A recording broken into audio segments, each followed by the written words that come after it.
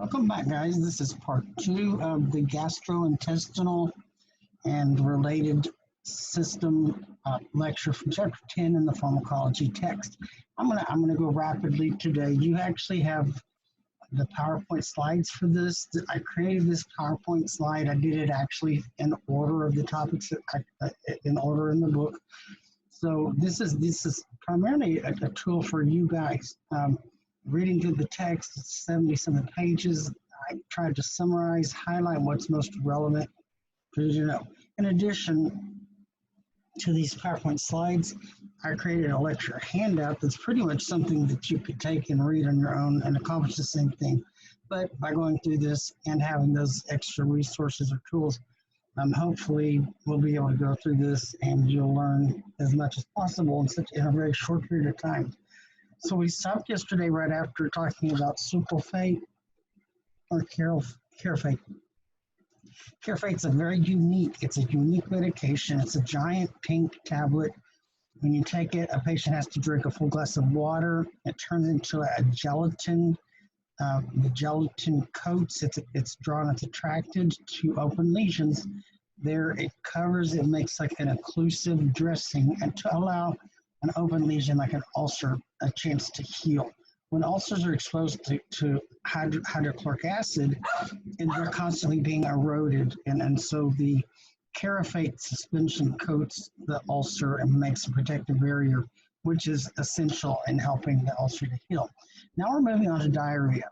Diarrhea can be caused from many different conditions. It can be bacterial. It can be caused by a virus. We have ulcerative colitis. That's when you have ulcers in the colon, which can lead to inflammation, a lot of pain and polyps, discomfort. Food poisoning, that's an example of a bacterial infection. So salmonella, whenever you hear somebody having food poisoning from eating meat that contained E. coli or something like that, that would be an example of a bacterial infection leading to diarrhea. It can be a side effect of medications.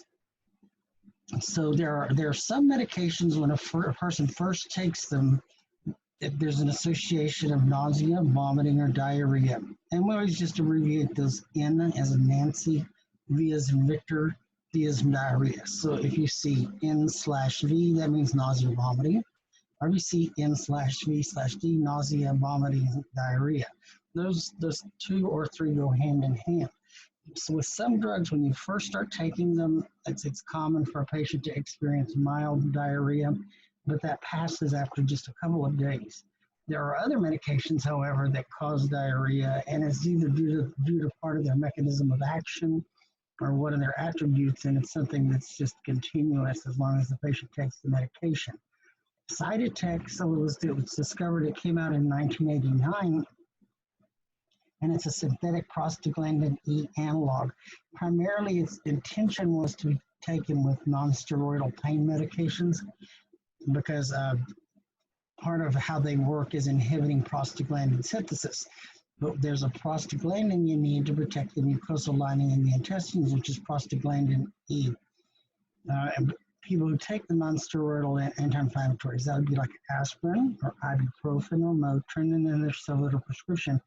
Well, they would end up having ulcers or GI discomfort just because it helps when they're taking the drug, it prevents their body from making prostaglandin E. So the thinking was, now they discovered a synthetic prostaglandin E. If you give this to somebody taking a non-steroidal drug, it's going to prevent or minimize those side effects.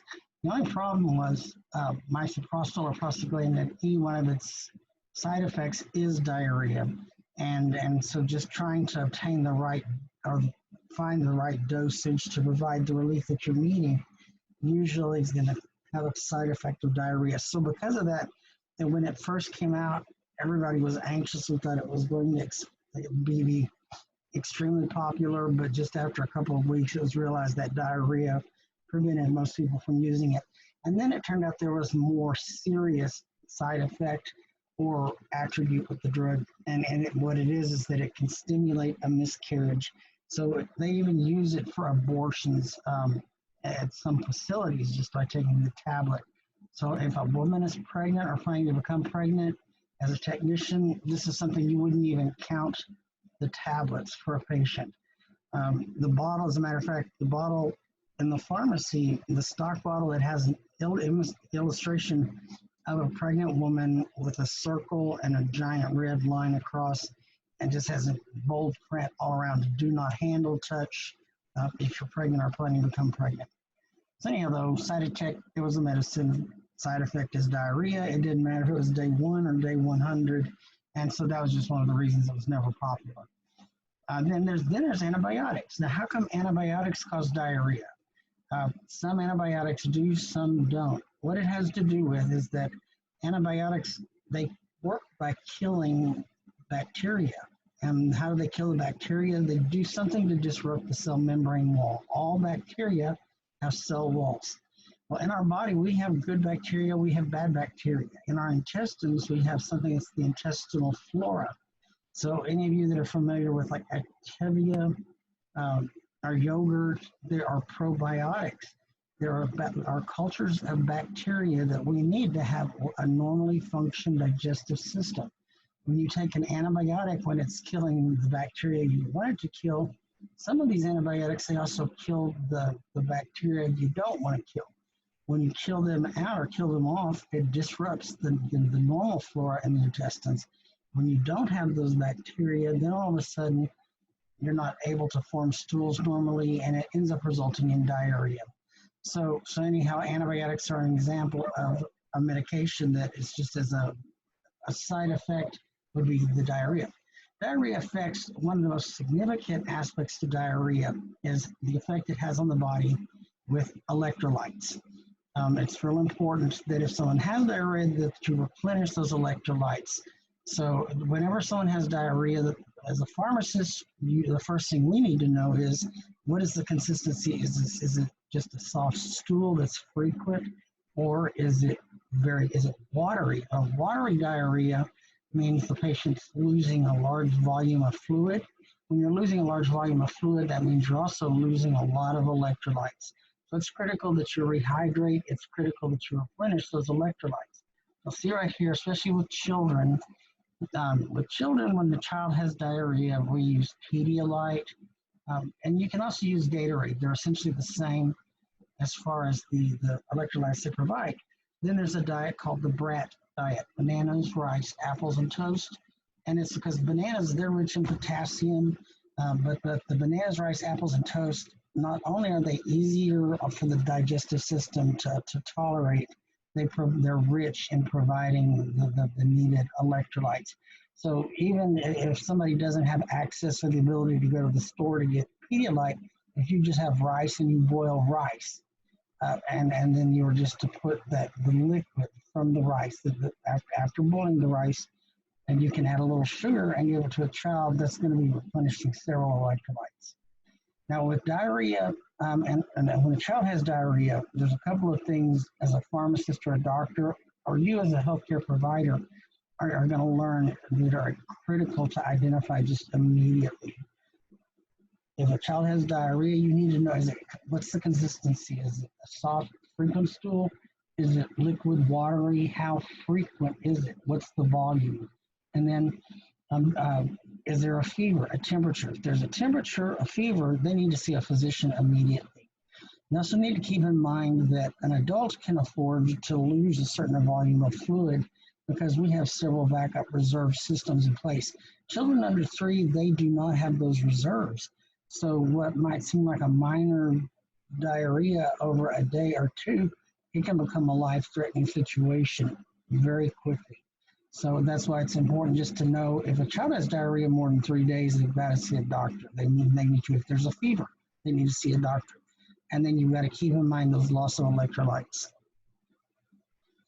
How do we stop diarrhea or treat diarrhea? If someone comes to the register as a technician, they say, like, where's your Imodium or kaopectate or Pepto-Bismol? Well, automatically you're going to know they are asking about medication for diarrhea. You recognize the name of the drug, you know where it's going to be. So that's where it's your opportunity as a technician. You cannot counsel, you cannot recommend. A lot of times you're going to know the answer, you're going to know exactly what the pharmacist is going to say. What's important though as a technician is when you understand why they need to see the pharmacist. If you understand why the pharmacist is asking these questions, it's going to help you better assist the pharmacist. It's also going to help, it's going to benefit the patient. It's going to enable you to really maximize the potential in the work you're performing. Also, you're seeing the role of the technician expanding, and I will not be surprised within the next couple of years, you're going to see technicians replacing pharmacists in what we see typically practiced in community pharmacy. But if somebody says, so let's say, for example, a person came to the register and asked, can you tell me where's the Imodium? Well, I would try to politely, without being intrusive, did you have any idea, like, how long is this for yourself? Who's this for? How long have you had the diarrhea? What about the consistency? Is it soft? Or is it watery? How frequent is it? Do you have a temperature? Do you have any idea? Is there anything? Did you eat something or anything that you did? Did you drink some water maybe that was not, you know, treated water? And that's something that's there's a lot of sugar-free products so they'll have 0 calorie, sugar-free, but they'll have xylitol or sorbitol. Any of the artificial sugars that end in TOL, they are a type of osmotic. They have osmotic properties, meaning that it doesn't take much of an exposure of much of it to cause diarrhea. And I'll give you an example. There was in the late 1980s, a company came out with chewing gum and mints that were peppermint flavored. They were sugar-free. They tasted really, really good, and they were packed with caffeine. So one mint was equal to 4 cups of coffee. So in pharmacy school, one of the students bought a case of these mints and was passing them around, but they contained sorbitol. And within 5 or 10 minutes, it was crazy because like all the restrooms in the entire pharmacy building were full. Students were just running to whatever building was the closest they could access just to get to a free restroom. So sometimes people, the diarrhea can be caused just because of the sugar-free product. There's sugar-free candies. And it's real common. If somebody's diabetic, you might buy a candy that says sugar-free. You just have to be mindful that any of the artificial sweeteners that contain sorbitol, xylitol, those they're going to work. They're going to cause diarrhea. And once again, as a technician, you're going to know what the pharmacist is going to say. You're going to hear it over and over and over. You're going to know what the pharmacist is going to ask. And but it's important to understand, for liability reasons, as a technician, you cannot make the recommendation. You cannot give the answer. But just by understanding what the patient needs and the reason why, you're in a position to help direct them where they need to go. Is this something where they do need to see the pharmacist? So prescription-wise, a long time ago, when I first became a pharmacist, we had really, there was just one drug, and it was the only drug. Well, we had 2 drugs. One was called parapectilin. It was a Schedule 5 suspension, and what was interesting about it, you could purchase it without a prescription. You would just come to the pharmacy, register. You needed your driver's license, had to be over 18. The thing is, it had kaopectate in it, but it also had elixir of opium. The problem is it's a suspension, and if you leave it sitting, the opium elixir floats to the top. So it didn't take long before people realized they could siphon off the top part, and it was just pure opium elixir. So you wouldn't typically think of somebody abusing a medicine for diarrhea, but guess what people did? Another neat thing that people did was they found out if they bought the parapectilin and let the opium elixir rise to the top, they could dip a cotton ball or even just touch their fingertip and then touch the gum line of a baby who was teething, and it would practically knock the child out. And so once it was realized that people were using the parapectilin for reasons other than its intended use, it was taken off the market. Then we have Lomotil, and Lomotil stands for low motility. We're slowing the motility of the GI system. There's another one called Modafinil, which is the same thing. It's just it came out later. Lomotil has two ingredients. It's got diphenoxylate. Diphenoxylate's a derivative of opium, and then it's got atropine. Atropine's anticholinergic, and remember with anticholinergic, it's the can't see, can't spit, can't pee, can't roll. So the anticholinergic properties of the atropine help stop diarrhea because it slows down, it can cause constipation. So the other thing is they discovered, and something that's an important lesson to remember, any of the narcotic pain medicines, one of their side effects is constipation. When you're stimulating the different receptors that are effective for pain medications to work, one aspect that is affected is a receptor in the muscarinic system that causes constipation. So it's even on your final, it's a test question you'll see in the PTCE, but it's very common nowadays when patients are taking chronic opiates, chronic narcotic pain medicines to manage pain. And by chronic, and years ago, we used to think of the serious heavy-duty pain medicines as being limited or reserved for somebody with a terminal illness like cancer. But then, gradually, we evolved in our thinking, and now there's a vast number of people that take chronic narcotic pain medicines for conditions that aren't terminal, but they're chronic, meaning that they'll take them for the rest of their lives. Like, let's say somebody has severe back pain, and they're going to take chronic pain or narcotics every day for the rest of their life. It's very, very common for them to have to take a stimulant laxative. Otherwise, it can end up with constipation, and the constipation gets worse and it becomes obstruction. When it becomes an obstruction, it can lead to a situation that requires surgery to relieve the impaction. Anyhow, with the Lomotil, it's an opioid that has a high affinity for the receptors controlling motility in the gastrointestinal system. Atropine works, it's just strictly through its anticholinergic properties. Lomotil and Modafinil, they're Schedule 4 drugs. Whenever you're learning your drug schedules, there's just a handful of certain schedules. Like you're going to learn Schedule 5, it's the cough syrups with codeine. Schedule 4, the great majority are the benzodiazepines that end in LAM or PAM. But then the antidiarrheal, Lomotil or Modafinil. And both of them have MOT in there for motility. So motility, Motofen, Lomotil.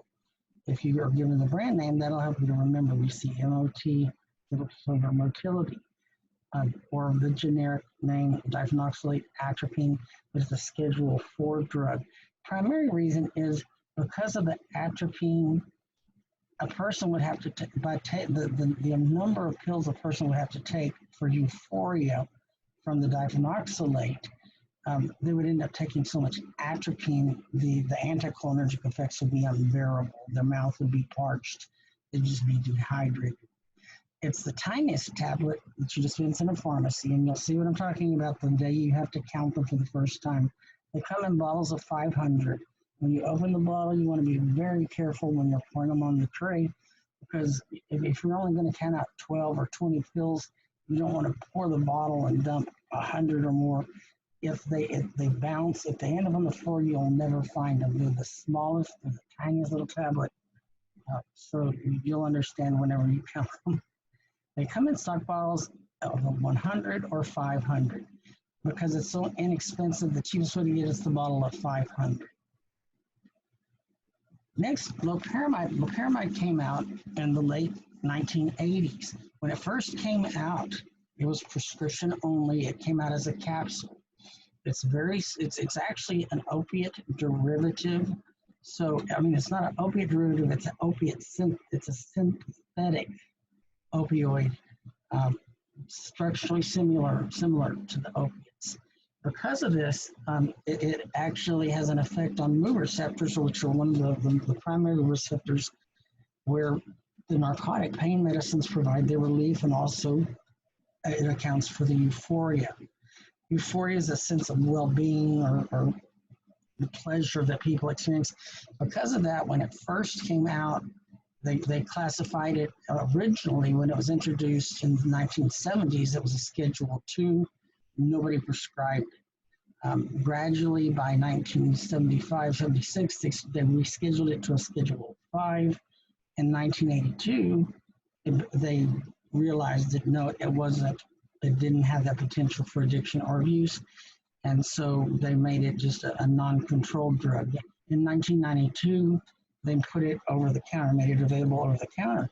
What's amazing, if you look when you go shopping at any pharmacy, if you go over to the digestive or gastrointestinal area of those drugs, you'll notice that Imodium comes in boxes of 12, 24, 48, 72, 144. So there's actually several different medical conditions where people have one condition is rapid motility, but there's many conditions that people were taking up to 8 Imodium a day through prescription, and it was realized that these should be adequate, safe for a person to take on their own. With that, as you know, the package is labeled so the person doesn't need the physician to be supervising for them to take. So it was just a little bit surprising to see how much of the larger quantity packages we'd be stocking when I worked at Walmart and Target and even CVS that were being sold out. So people buy the bottles of 72 or 144. So people are taking several of these a day, but they're just doing it to manage one of any number of different disease states within the gastro system, GI system. Now, something that isn't unusual or a little bit interesting, if a person's to take a large number of these tablets, they will experience the same kind of euphoria as they would experience from taking opium or oxycodone. The problem is they have to take a massive amount, like 40 to 50 pills at one time. And when you do this, though, it places such a heavy burden on the liver, it causes severe damage to the liver. So that's one reason why, yes, it certainly could be used in a maximum super high dose to try to experience the euphoria, but it would cause so much damage just after 1 or 2 doses like that it wouldn't be practical. So that's not a concern. Business of salicylate. If you'll notice that subsalicylate, what is aspirin? Aspirin is acetyl salicylic acid. So if you see in here, you got salicylic, S-A-L. So the business of salicylate, it's actually a derivative that comes from acetylsalicylic aspirin, from aspirin. For this reason, a patient cannot use if allergic to aspirin. You have to be very careful using in children, and you want to avoid if a child's less than 18 years old. Do you remember why?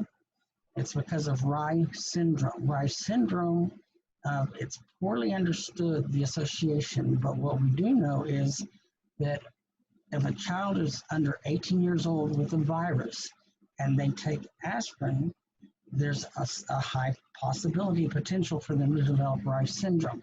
With Rye syndrome, what happens is you have just one by one organ systems in the body shut down. Now, if it's recognized or caught in time, and then it can be reversible. Otherwise, if after 3 to 4 days, then when the organ systems are shutting down, it only gets worse until somebody dies. But what's not understood is what's magical about being over 18. So it's just it's something there's no doubt under 18 with a virus taking aspirin or an aspirin product like a subsalicylate can result in Rye syndrome. Over 18 is virtually non-existent. And so this just mentions Rye syndrome, it's metabolic, and it just causes organ failure. It's unknown, but what we do know is there's no situation that justifies. If you have any patient, any child under 18, and they have diarrhea or upset stomach, nausea, and you're considering the Pepto-Bismol, if they have a fever, if there's any indication of a virus, just because of the potential for Rye syndrome, there's no situation where it would be justified. And then the 3 factors statistically validated in causing Rye syndrome, it has to do with any medication that's an aspirin or a salicylate derivative. It's also a child that's under 18, and it's either they have a viral infection or they're recovering. Next is Bassett capsules or Lactinex granules. For years and years, all the way until, I guess, let's say the early 1990s, these were live cultures of the good bacteria that you need in your body to have normal digestion. These bacteria, they thrive, they live in your lower intestines, but they also exist in your mouth.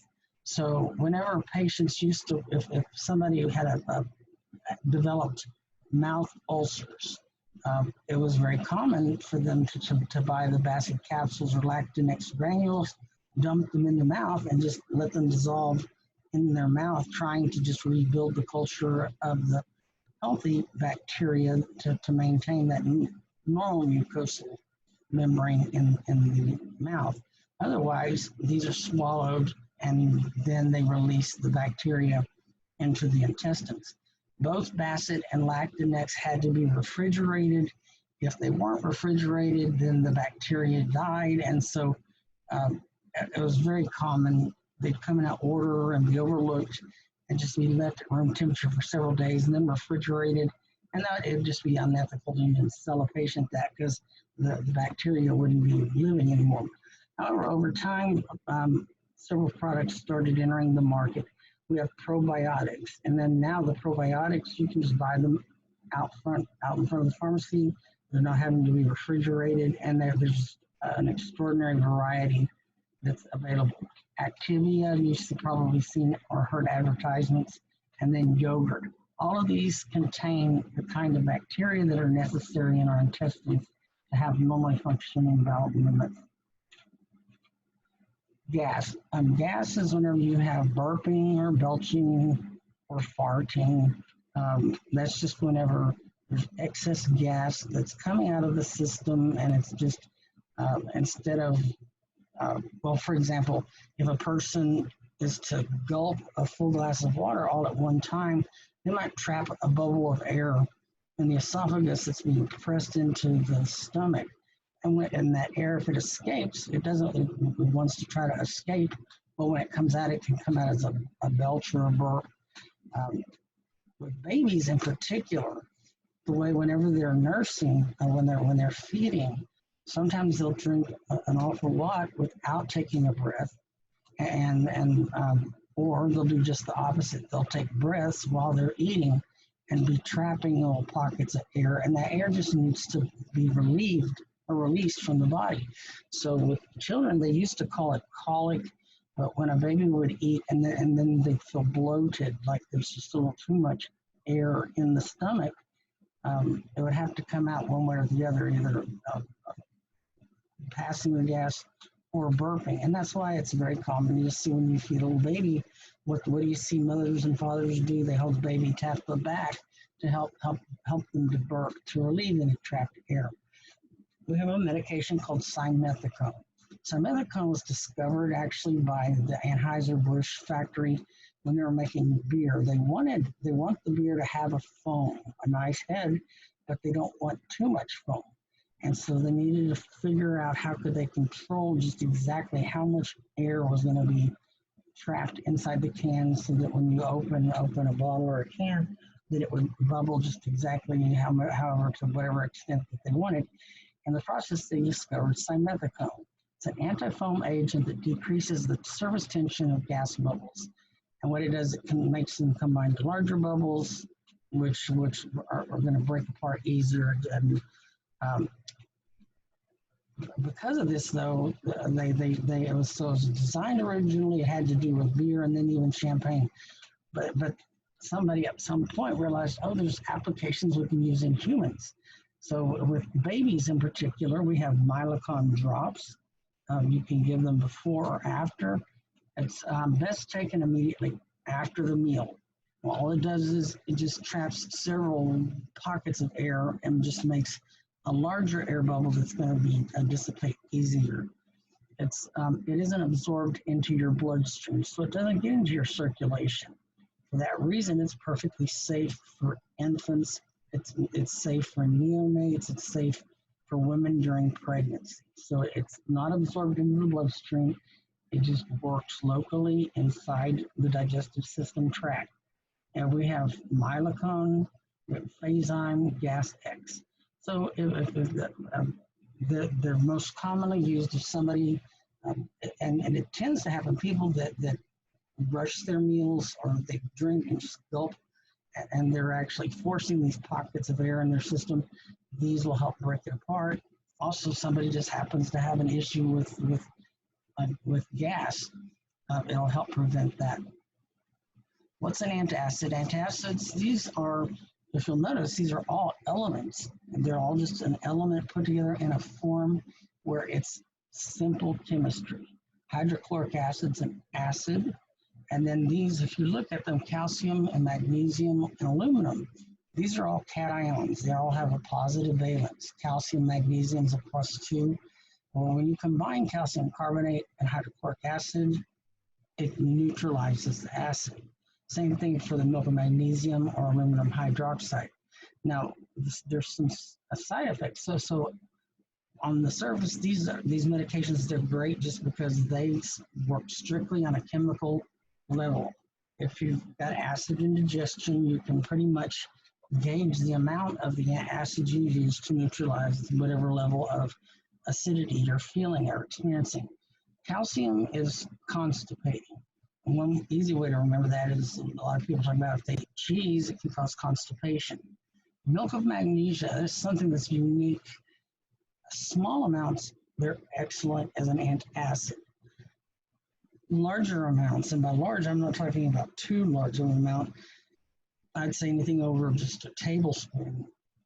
It goes from working as an antacid to working as a powerful laxative. And then aluminum hydroxide is extremely effective. However, it cannot be used by anybody with renal or kidney damage. For our laxatives, we have stool softeners, and a stool softener does just exactly what it says. So a stool, whenever somebody, a feces that passes, that's another word commonly used in medicine is a stool, and then softeners. So these two drugs, you'll notice they're identical, docusate sodium and docusate calcium. These are just called different salts. So they're both, the active ingredient is the docusate. Colace, this version combines docusate sodium. Surfac combines docusate with calcium. And you'll see Surfac used primarily in women that are pregnant or in any patient that's watching their sodium intake. But the most common stool softener is the colace, docusate sodium. Very, very inexpensive. What's nice about the stool softener is it works in the intestine. It doesn't really get into the bloodstream. It's not going to have drug interactions. The way it works is by making the stool softer, it's going to help prevent constipation. It's going to help it to pass smoothly and more easily through the digestive system. But stool softeners, they have to be taken in advance. If somebody's constipated and then they go try to take a stool softener, it's too late. That stool softener is not going to do any good, any benefit to your situation if you're already constipated. If you take it in advance, though, if you take it every day to make sure that you have some stools, it's very, very effective in helping prevent constipation. Then we have bulk forming laxatives.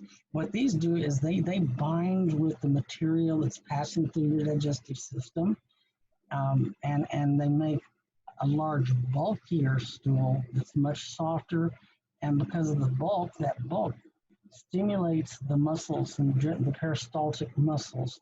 That bulk applies just enough pressure to stimulate peristalsis, which pushes it through the digestive tract. So bulk forming, they're very effective. Some people love them, but other people don't like them at all because for the most part, these psyllium is metamucil, methylcellulose, and polycarbonate. They come in canisters, and you use a scoop and you dissolve it in juice or water. So you have to drink a full glass of water a couple of times a day with this. And some people don't like drinking extra fluids. Also, some of these come available as a type of wafer that you chew like a cracker. Then we have stimulant laxatives. Now, these are harsh. A stimulant laxative is a chemical that when it's introduced, it actually irritates the musculature and peristaltic action of the intestines, and that irritation triggers activity. So one of the worst, the most exacerbating is phenolphthalein. And sadly enough, there's a lot of young ladies that are so desperate to lose weight. If they eat something, they know if they can just get it out of their system before their body fully absorbs it, then it'll help prevent them from gaining the weight from whatever they ate. So they'll use X-Lax. It's something that when you use it, after using it a few times, your body gets to where it relies or it's dependent on the phenolphthalein to function right. So people get addicted to X-Lax.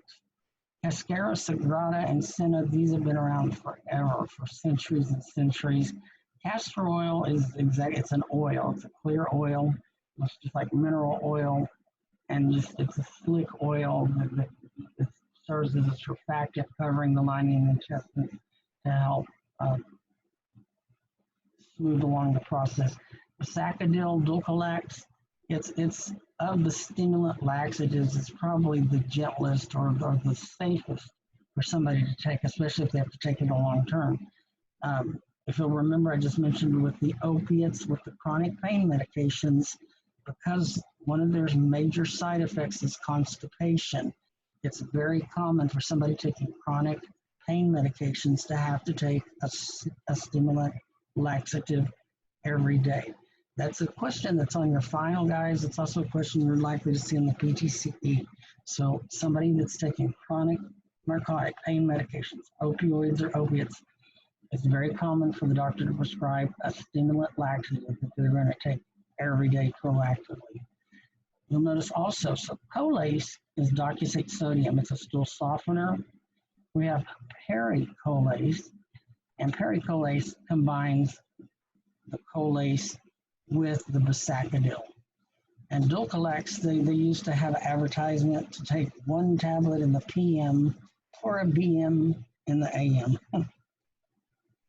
And then there's osmotic. This is if you're in a hospital, and this is usually a desperate measure. It's used primarily to prevent impaction. Impactions whenever you have constipation and it's a blockage that's not moving whatsoever, and it just causes a backup, a buildup, and then it causes like a domino effect of complications.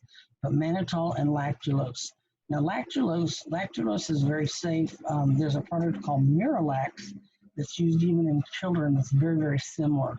So this is something that some people, the mannitol is exclusively used in the hospital situation. Lactulose, it's more commonly used as a prescription for outpatient. So when you work in a pharmacy, it's very common if a patient's using the lactulose, they're going to take 2 tablespoons up to 4 times a day. So 2 tablespoons is an ounce. If you're using 4 ounces a day, how many days will a pint bottle last? A pint bottle, well, a pint is 16 ounces. If you're using 4 ounces a day, it's only going to last 4 days. Now, a lot of these patients are using the lactulose. They might be using it because they're taking chronic pain medicines. They might be using it because they have some kind of medical condition where it's critical that they do not have constipation, or that they need some kind of assist to have the normal bowel movements. When a doctor prescribes lactulose in that situation, they're going to give them a month's worth at a time. So now lactulose comes in a pint, a quart, even a gallon. But most of the time, it's only going to be available to the pharmacy in a pint, and it's very, very common for you to spend 7 or 8 pints for a patient. So that's one medicine. Ordinarily, if you're filling prescriptions and you're having to pull 6 or 7 pint bottles off the shelf for a single prescription, that means it's something you need to double check your math or question, not in the case of lactulose. Antiemetic, emesis means to vomit. An antiemetic, anti is against emetic, vomiting, so it's anti-nausea vomiting. Antiemetic medications are medicines used to relieve vomiting or the urge to vomit. They're used to treat and or prevent nausea and or vomiting. Now, oddly enough, the first generation H1 antihistamines, remember we've got Benadryl is a perfect example of an H1 antihistamine. We have H1 receptors on our skin, all over our skin, but that also includes the inside lining of our intestinal system. It's just like the top layer of our skin. And so it turns out these H1 antihistamines, some of them they have anticholinergic properties. Others act by stimulating the H1 receptors inside the digestive system.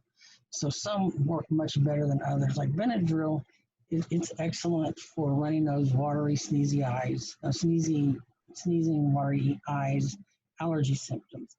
It's great if you're exposed to poison ivy or if you get bitten by a bug for halting or stopping that allergic reaction. As far as nausea, Benadryl doesn't work very well. But an example of an H1 antihistamine that does work very well is promethazine.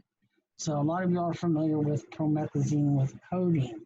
That's what was widely abused. Something called purple drink, syrup, lean, lots of things. Promethazine with codeine, and but with the promethazine, when you just use promethazine by itself, it is one of the very best medications to treat nausea and vomiting. It's available in an injection. It's available as a syrup. It's available as a tablet, and it's available in suppositories. Why would you want a medication available in suppositories? Well, if you think about it, if a person has nausea and vomiting and they take a tablet and then they vomit, well, how long was that tablet in their system? How much of it did they absorb? You wouldn't want to give them another tablet if they absorbed most of the first, or if they didn't absorb any of it, you need to give them a whole other tablet. Well, particularly in children, when they're nauseous or vomiting, you want to use a suppository. That way, as long as they don't have diarrhea, because that way they're going to absorb the full dose and it's not going to make the nausea worse by having to swallow something. Also, it's real common. Tylenol is used whenever a child has discomfort, pain, or fever. And there's a product called Fevrall, Fevrall suppositories. That's Tylenol suppositories or acetaminophen. So when would you want to buy acetaminophen suppositories for your child? If they have nausea or vomiting. That way you can give them the acetaminophen, their body will absorb it, and it's not going to compound the nausea or vomiting. They won't be throwing it back up. So compazine. Compazine is a medication you're going to see. It's used. It's an antipsychotic. And back in the 30s and 40s and 50s, if a patient was sent to what they called sanatorium, or like a tacky word would be an insane asylum. One of the approaches in managing patients was to keep them heavily sedated. So compazine was one of these medications that would use, they give injections and just keep people heavily sedated. But prochlorperazine is a very powerful medication for nausea and vomiting. It's available as a capsule, an injection, and suppositories. It's not used very much at all, but there was a time when it was used frequently. But what's most common, the H1 and antihistamine that's the most commonly prescribed is promethazine. It's used even during and throughout pregnancy. It's used at all stages of life, from infancy to the elderly. Promethazine is preferred because it's fast-acting. It has a short half-life. What's the importance of a short half-life? Well, when you give a drug, if a drug has a long half-life, that means you give one dose, it's going to be working in the system for a long period of time. So if somebody's got nausea and vomiting, it might just be temporary. You also need to identify what's causing it. So the promethazine is great because you give it, it lasts 4 to 6 hours, and then you can continue giving it while someone's still experiencing nausea and vomiting. But because it's got a shorter half-life, you're able to see in 4 to 6 hours, is there an improvement? Have we been able to identify the cause? Dramamine. Dramamine's over the counter. It's actually a first-generation H1 antihistamine. It relieves nausea and vomiting and associated with motion or seasickness, but it's also good if you ever have nausea and vomiting and there's no doctor accessible and you don't have anything that's working, you can use the Dramamine. You want to check on Dramamine because something that a lot of pharmacists don't like is very common when you have a brand name product. They'll change the active ingredient but leave the brand name the same. So Dramamine used to be dimenhydrinate, then they changed it to diphenhydramine, which is Benadryl, then they moved back to dimenhydrinate. So if you do buy the Dramamine for nausea or vomiting, you want to make sure it's dimenhydrinate. Phenergan, as I mentioned, it's available as a tablet, syrup, injection, and suppository. It works in 15 to 30 minutes. That's orally or for the suppository. An injection works within 5 minutes. It's safe for all ages. In pregnancy, its benefit, as long as the benefit outweighs the risks, which is the situation, it's considered one of the safest means for nausea and vomiting control. Doxylamine. Doxylamine is a very, very mild antihistamine or H1 antagonist. There used to be a medication called, I'll think of the name of it. It was combined with Tylenol as a pain medicine, but it just never really took off. So doxylamine, it's a very, very mild H1 antihistamine, and it had been used as a combination in an over-the-counter product, but then it just kind of got forgotten. Years later, it was discovered that, of all things, vitamin B6 helps relieve the nausea and vomiting during pregnancy, especially associated with morning sickness. And I don't know how this occurred to someone, but at some point, somebody thought, well, what about the combination of doxylamine and B6? And so, sure enough, a drug company, they did testing, clinical testing, and so they combined vitamin B6, which is pyridoxine, that's available without a prescription. Doxylamine was available without a prescription, but they combined the two in a low dose, and they tested it. It's the only FDA-approved prescription for nausea or vomiting during pregnancy. It's the only FDA-approved prescription to be used to help prevent or minimize morning sickness. So it's called Diclegis, D-I-C-L-G, Diclegis. Then we have Bonine or Antivert, they're meclizine. This is best for the FDA-approved indication is vertigo.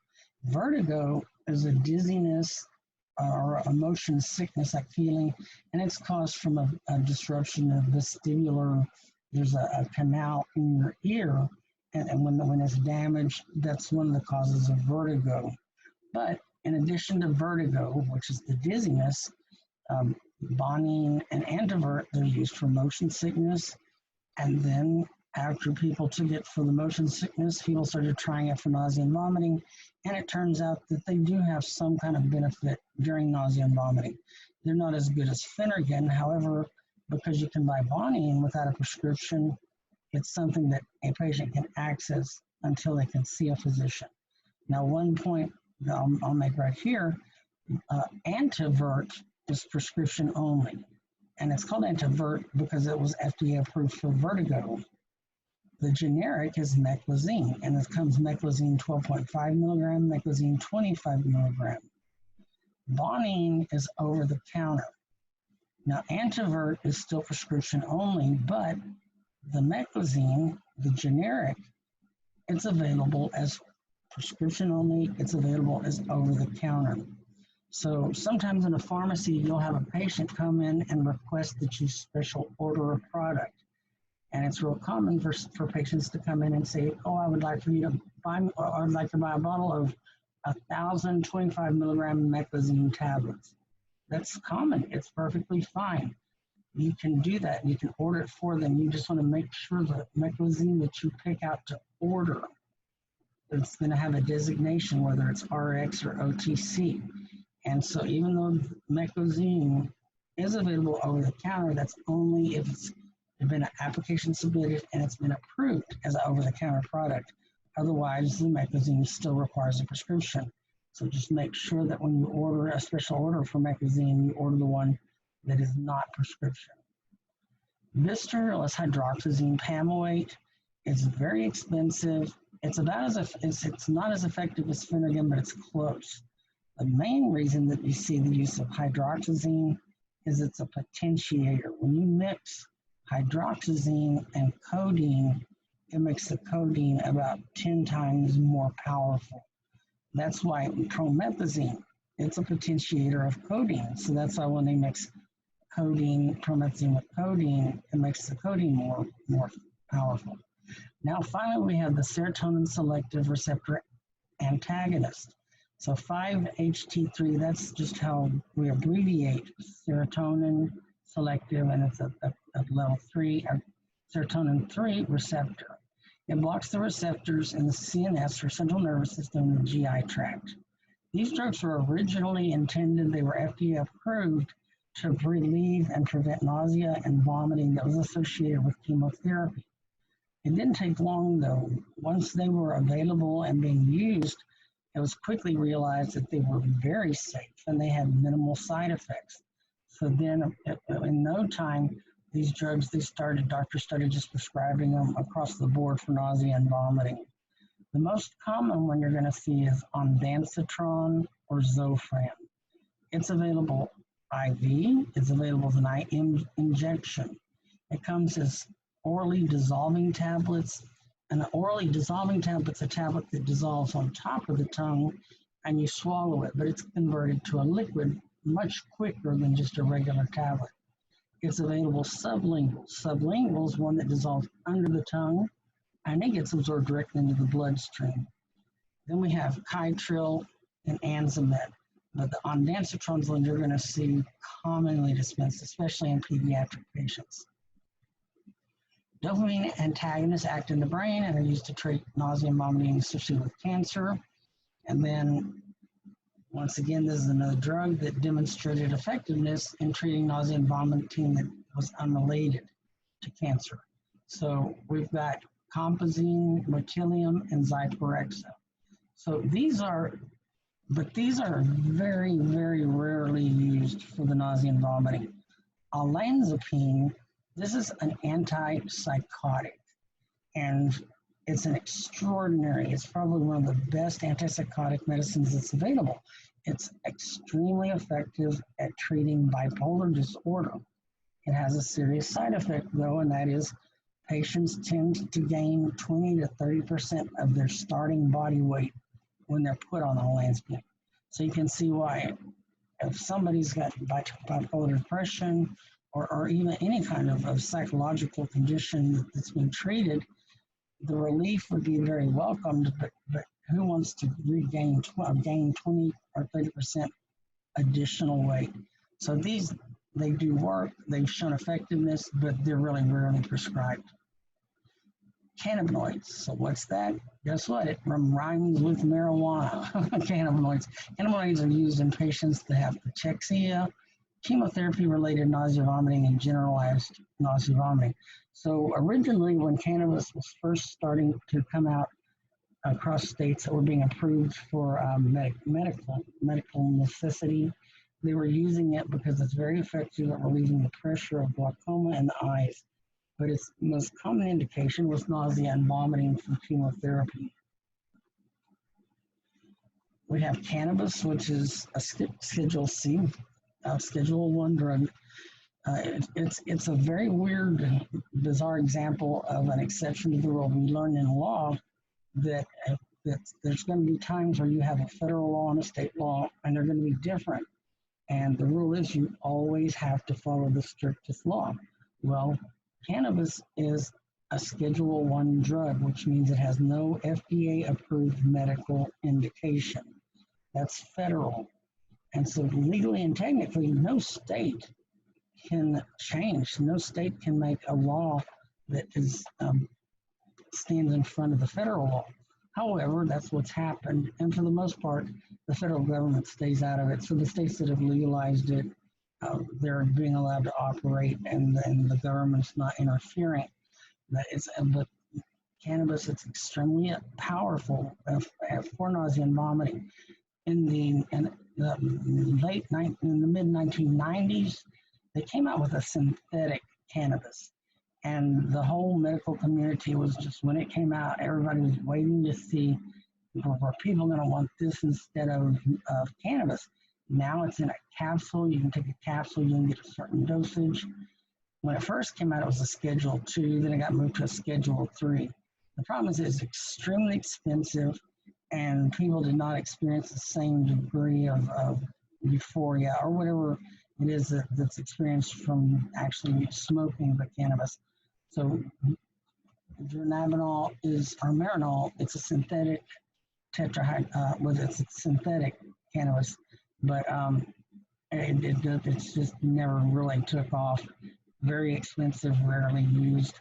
The cannabis that people smoke, vape, whichever, it's superior, and it's an example of something. As whenever they can, if they will take it off the CS1 status, we can do more drug studies because it's just got potential from relieving many medical conditions that are hampered by studies because of all the red tape involved if you want to do investigations on a controlled Schedule 1 drug. Then finally, we're going to talk about CAM, complementary alternative therapy or management. These are the drugs that are a lot of times are just roots of herbs and plants, or their extracts. And ginger root is very effective in relieving nausea and vomiting. It's a very safe medicine. It comes in chewable tablets, wafers, gummy bears, lozenges. It's safe during pregnancy. It's just very, very effective. And it's as far as alternative medications, it's probably more effective than anything other than the ondansetron, the Zofran, or promethazine. So that's going to be it, guys. The next, we're going to be covering over-the-counter respiratory medications, so the cough suppressants, expectorants, decongestants, antihistamines, and we're going to talk about the inhalers for asthma, emphysema, and COPD.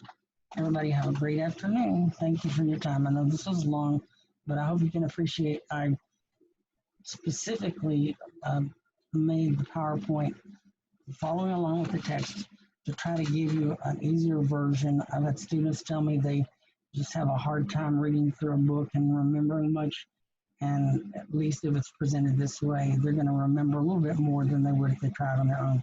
So I know it was boring, but still I hope that there was some benefit in it. Have a good afternoon.